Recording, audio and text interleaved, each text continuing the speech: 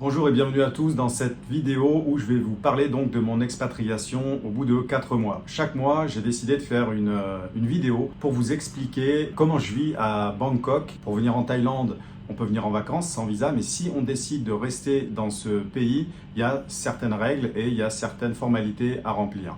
En ce qui me concerne, moi, j'ai choisi donc d'apprendre le thaïlandais et ça me permet donc d'avoir un visa ici. Donc, c'est pas un visa de travail, j'ai pas le droit de travailler si jamais j'avais envie de travailler, mais ça me permet donc de rester vivre ici en Thaïlande, de pouvoir ouvrir un compte bancaire et de pouvoir vivre comme un Thaïlandais ici à Bangkok.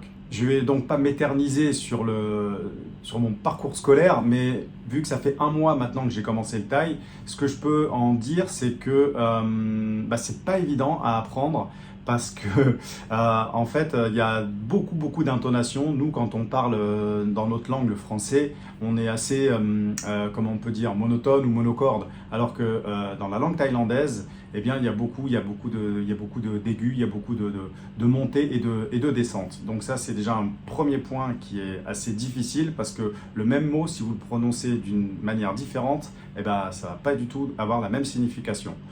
Voilà, sinon l'école c'est sympa. Maintenant je suis avec un seul français et tout le reste, il y a un espagnol, il y a un allemand, il y a un canadien, il y a un polonais et il y a deux vietnamiennes. Voilà, donc c'est des petits groupes, on est 7 et l'avantage que ça a en fait, c'est qu'on est tout le temps en interaction les uns et les autres. On n'est pas dans une grande classe où on fait qu'écouter, on interagit tout le temps. Voilà pour ce qui est donc de l'école ici en Thaïlande. Mon intention donc d'apprendre le thaïlandais, c'était premièrement d'avoir un visa et deuxièmement de pouvoir interagir avec la population locale, avec les Thaïlandais. C'est-à-dire que c'est tout bête, mais j'apprécie maintenant quand je vais commander un café, quand je vais commander une portion de fruits ou quand je vais au restaurant ou alors quand je prends même un taxi et que je lui explique de tourner à gauche, de tourner à droite ou d'aller tout droit. Enfin bref, c'est des toutes petites choses mais c'est amusant et en plus eux ça les fait rire et ils prennent le temps d'essayer d'écouter et il y a même une petite mamie chez qui je vais prendre un café tout à côté de l'école chaque matin. Elle me fait répéter à chaque fois parce que je dis les choses comme il faut mais pas tout à fait avec la bonne intonation. Alors chaque matin j'ai droit à une correction comme ça. Ça fait plaisir parce que ça, j'ai beaucoup voyagé, je ne l'ai pas découvert dans d'autres pays. C'est-à-dire que quand vous parlez anglais, déjà si vous allez en Angleterre, vous avez intérêt à... Ils vont parler vite et ils vont vous regarder avec des grands yeux et ils ne vont pas forcément faire d'efforts. Ici en Thaïlande, ils prennent le temps et ça fait vraiment plaisir. La deuxième chose que j'ai faite depuis le mois dernier, en fait depuis la dernière vidéo, c'est que j'ai accueilli un de mes meilleurs amis ici en Thaïlande. Là on a un touriste français. Ça fait plaisir, après 3 mois, voire 3 mois et demi passés tout seul ici en Thaïlande, d'avoir quelqu'un qu'on connaît, avec qui on est, voilà, quelqu'un qui nous est cher. Et c'est vraiment intéressant de lui montrer notre nouvel environnement, de lui faire découvrir la ville ici. Qu'il puisse être un petit peu lui aussi en immersion, qu'il puisse se rendre compte si, pourquoi pas, ça pourrait lui plaire également de venir. En parlant d'amis français, justement, ce qui est important, moi, en tout cas, ce que j'ai fait ici, c'est que j'ai un groupe d'amis français que je vois régulièrement. Je pense qu'on doit se voir au minimum une fois par semaine. Certains, je peux les voir plus. C'est vrai que c'est important quand on est tout seul, comme ça, isolé, de maintenir un lien avec des francophones. Surtout que quand vous êtes à l'étranger, comme ça, les personnes qui sont à l'étranger, elles sont dans la même situation que vous. C'est-à-dire qu'elles aussi, elles sont un petit peu déracinées, elles sont très loin de leur famille, elles sont très loin de leurs enfants, elles sont très loin de leurs amis.